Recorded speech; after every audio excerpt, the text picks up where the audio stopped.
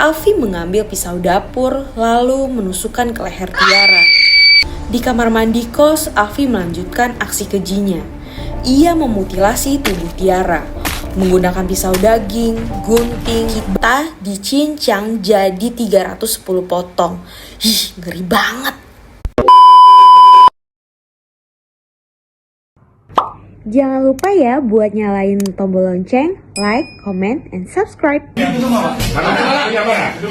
pakai celana? Kamu pakai? Kamu bukan mata ini. Kamu kasih plastik? Plastik tuh. Plastik ini. Itu loh, banyak bang. Betul. Kos kepala yang kayak gini. Iya.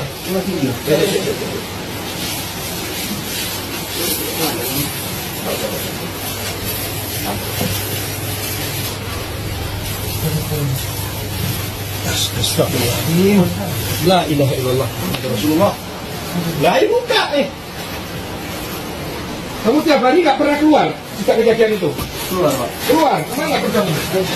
Ojek pak. Ojek online ya? Kejadian tanggal berapa? Hari apa? Tanggal berapa kamu? Ini sekarang hari Sabtu.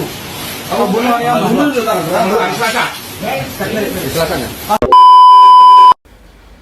Assalamualaikum warahmatullahi wabarakatuh. Hai guys, aku Jejet dan kali ini aku akan menceritakan sebuah kisah cinta yang berakhir sangat tragis di mana cinta dapat mengubah seseorang menjadi sangat brutal dan juga kejam. Biar nggak kelamaan, langsung aja kita simak bareng-bareng yuk ceritanya. Pada tanggal 31 Agustus 2025, Mojokerto dan Surabaya diguncang kabar duka yang sangat mengerikan. Seorang perempuan muda ditemukan meninggal dunia.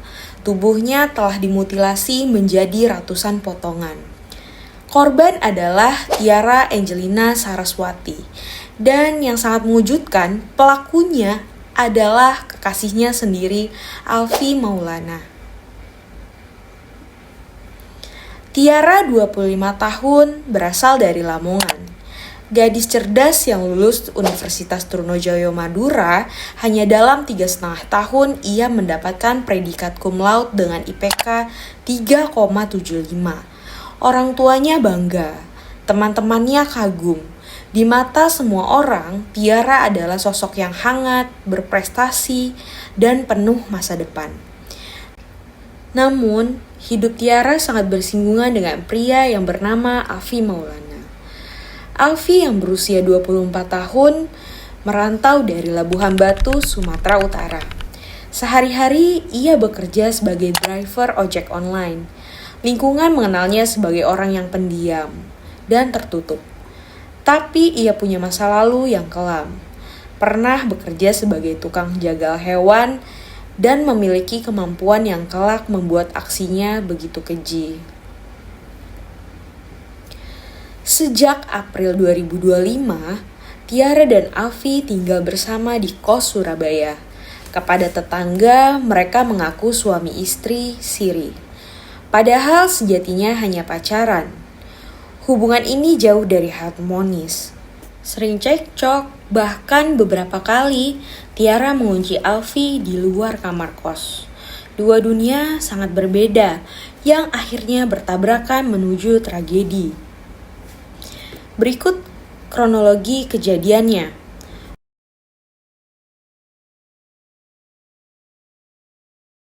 Minggu dini hari 31 Agustus 2025. Pertengkaran hebat pecah di kamar kos. Emosinya memuncak. Alfi mengambil pisau dapur lalu menusukkan ke leher Tiara. Seketika nyawa Tiara melayang. Cerita tak berhenti di situ. Di kamar mandi kos, Alfi melanjutkan aksi kejinya. Ia memutilasi tubuh Tiara menggunakan pisau daging, gunting, bahkan palu. Ia bahkan sempat mengasah pisaunya agar lebih tajam. Hasilnya sungguh mengerikan. Tubuh Tiara dicincang menjadi 310 potongan, terdiri dari daging, tulang, kulit, gigi, dan juga rambut. Sebagian jasad ia simpan di lemari kamar kos. Sebagian dikubur di halaman depan kos dan sebagian yang lain ia buang ke jurang di Pacet, Mojokerto. Dari pernyataan barusan, kalian bisa bayangin gak sih kalau seandainya kalian ada di posisi Tiara? Gimana tuh? Kita dicincang jadi 310 potong. Ngeri banget. Balik lagi ke ceritanya, di tanggal 6 September, seminggu setelah kejadian, warga setempat Suliswanto menemukan potongan tubuh di semak jurang. Ia langsung melapor ke polisi. Tim forensik bekerja dengan cepat. Dari potongan tangan, polisi mengambil sidik jari. Hasilnya jelas, korban adalah Tiara Angelina Saraswati. Berikutnya, kita akan membahas proses penangkapan pelaku. Hanya 14 jam setelah identifikasi, polisi bergerak sangat cepat. Dini hari, Minggu 7 September, tim mendatangi kos Alfi.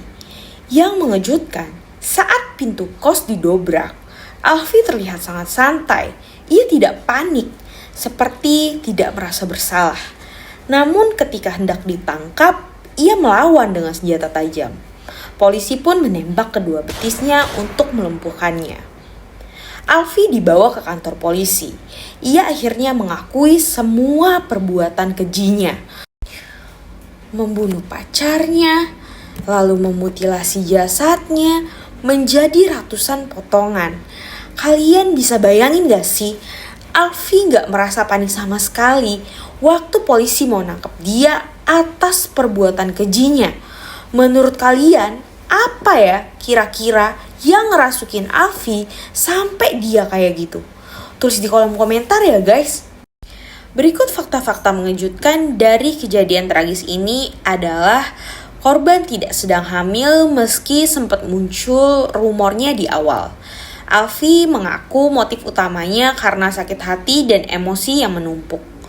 Ia merasa sering dipermalukan dan diblokir masuk kos. Keterampilan Alfi sebagai mantan tukang jagal hewan ngebuat dia bisa memutilasi dengan cepat dan juga rapi. Kasus ini langsung jadi sorotan nasional. Publik jadi marah, sedih, sekaligus juga takut. Banyak yang menyerukan hukuman paling berat buat Alfi, bahkan sampai dengan hukuman mati.